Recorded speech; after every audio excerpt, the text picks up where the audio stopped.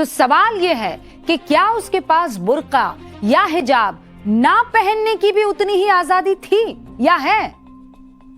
इस सवाल के साथ फिर मैं बाबा साहेब अम्बेडकर की किताब पाकिस्तान और पार्टीशन ऑफ इंडिया 1945 के एक और पन्ने पर आती हूं। उनकी इस किताब में भारत और पाकिस्तान के बंटवारे का दर्द तो है ही, लेकिन मुस्लिम महिलाओं को बुर्के में बंद रखने की सोच का भी तगड़ा विरोध है। इस किताब के 10वें चैप्टर के पेज नंबर 231 पर वो क्या लिखते हैं, ठीक है? अच्छा, मेरे पास पन्ना है और उसको मैंने हिंदी में, मेरी टीम ने आपके लिए यहां पर लिखा हुआ है। सड़कों पर चलती हुई ये बुर्का पहनी महिलाएं भारत में देखे जा सकने वाले सबसे भयानक दृश्यों से एक है। ये मेरे शब्द नहीं है, मैं फिर कह रही हूं, बाबा साहेब के शब्द हैं। पर्दा प्रथा मुस्लिम महिलाओं को मानसिक और नैतिक पोषण से वंचित कर देती है। पर्दा प्रथा की वजह से मुस्लिम महिलाएं दूसरी जातियों की महिलाओं से पिछड़ जाती हैं, किसी भी तरह की बाहरी गतिविधियों में भाग नहीं ले पाती हैं, जिसके चलते उनमें एक प्रकार की गुलामी और हीनता की मनोवृत्ति बनी रहती है। फिर कह रही हूं, ये मेरे शब्द नहीं है। उनमें ज्ञान प्राप्ति की इच्छा भी नहीं रहती। हो सकता है मैं इस बात से इत्तेफाक ना रखती हूं, लेकिन लिखा है बाबा साहेब, क्योंकि उन्हें यही सिखाया जाता है। वो लिख रहे हैं कि वो घर की चार दीवारी के बाहर बाकी किसी बात में रुचि ना लें। उस वक्त की महिलाओं में ऐसा देखा गया होगा। पर्दे वाली महिलाएं आमतौर पर, वो कितने भयंकर शब्दों का इस्तेमाल कर रहे हैं बाबा साहेब भीमराव अंबेडकर, आप देखिए क्या लिख रहे हैं। पर्दे वाली महिलाएं आमतौर पर डरपोक, निस्सहाय, शर्मीली और जीवन में किसी भी प्रकार का संघर्ष करने के अयोग्य हो जाती हैं। ये लिख रहे हैं।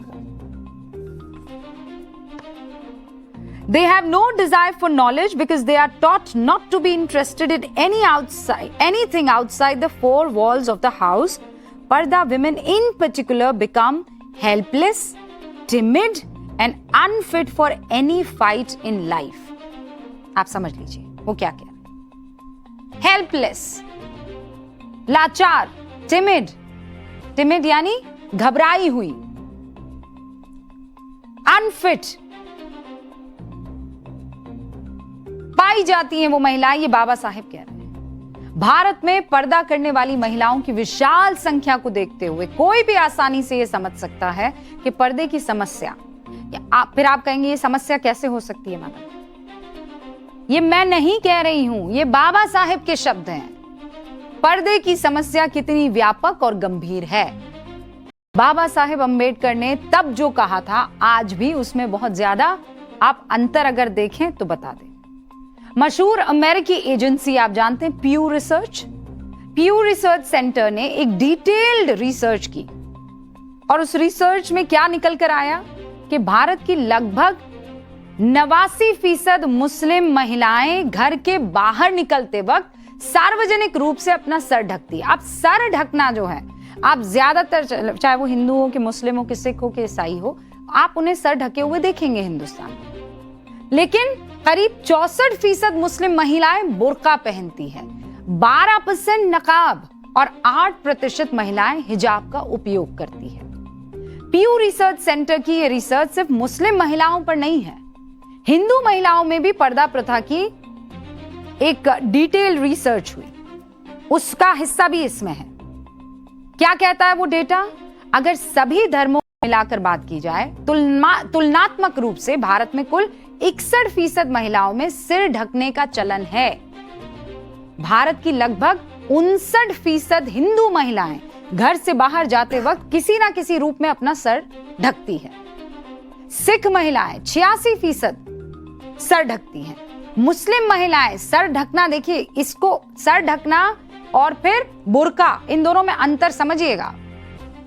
मुस्लिम महिलाएं 89% है, सिख महिलाएं 86% है, और ये जो मुस्लिम महिलाएं 89% है, इसमें 64% महिलाएं, मुस्लिम महिलाएं बुर्का पहनती हैं। अब एक इंटरेस्टिंग बात आप समझिए, इसी पीयू रिसर्च में ये बताया गया कि इस दौर में कुछ समय में ये देखा गया, सबसे ध्यान देने वाली बात है कि इस्लाम को छोड़कर बाकी सारे धर्मों में पर्दा कबूल करने वाली महिलाओं की जो संख्या है ना, वो घट रही है, तेजी से घट रही है।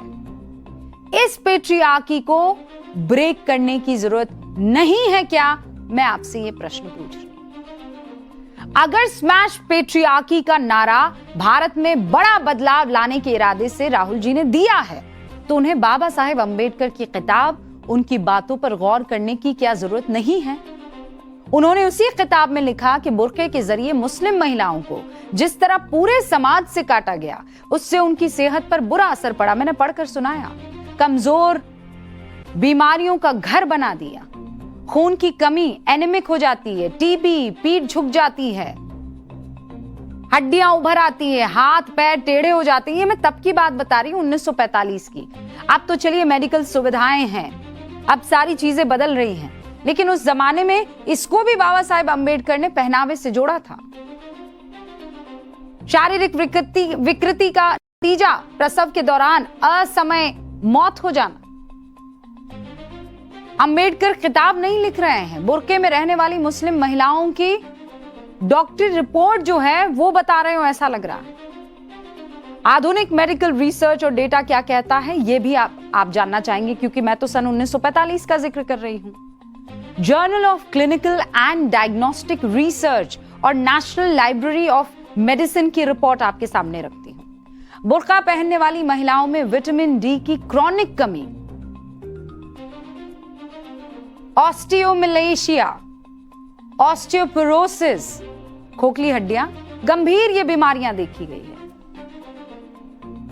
प्री एक्लेम्सिया यानी प्रेगनेंसी में हाई ब्लड प्रेशर का खतरा। हिजाब और बुर्का पहनने वाली महिलाओं में फंगल इन्फेक्शन, त्वचा की बीमारियां आम महिलाओं से कई ज्यादा अधिक पाई गई। मैं फिर कह रही हूं, ये मॉडर्न मेडिकल रिसर्च है जो ये बता रही है। और मैंने आपको बता दिया कि ये कौन सा journal of clinical and diagnostic research और नेशनल लाइब्रेरी ऑफ मेडिसिन की रिपोर्ट है जो मैं आपके सामने रख रही हूं। कर्नाटक हिजाब विवाद पर कर्नाटक हाईकोर्ट ने मार्च 2022 में यह फैसला सुनाया कि ये इंटेग्रल पार्ट नहीं है। बाबा साहेब अंबेडकर की किताब और उनके विचारों का भी उस वाले फैसले में हवाला था, इसी किताब का, उस फैसले में कर्नाटक वाले। हिजाब और बुर्का अनिवार्य धार्मिक प्रथा नहीं माना कोर्ट ने। हिजाब बुर्के पर स्टैंड क्लियर नहीं है, ये तो साफ है। पर क्या कांग्रेस को अपने खुद का इतिहास याद नहीं है? महिला सशक्तिकरण को स्मैश पेट्रियार्की के नाम से झाड़ पोंछ कर उसकी रीब्रांडिंग करके परोस तो दिया है, लेकिन क्या राहुल जी शाहबानो को भूल गए हैं? शाहबानो और उस औरत की सवाल पूछती उन बड़ी बड़ी आंखों को क्या वो भूल गए हैं? सिर्फ 179 रुपए 20 पैसे के लिए जिस औरत को पहले अदालतों के चक्कर कटवाए, फिर धर्म, पर्सनल लॉ, राजनीति और वोट बैंक के नाम पर कैसे राजीव गांधी ने सुप्रीम कोर्ट के फैसले को उनकी सरकार ने पलट दिया, तब कांग्रेस का स्मैश पेट्रियार्की वाला हथौड़ा कहां था? शाहबानो केस का फैसला पलटने से कितनी तलाकशुदा मुस्लिम महिलाओं की जिंदगी हमेशा के लिए नर्क बन गई।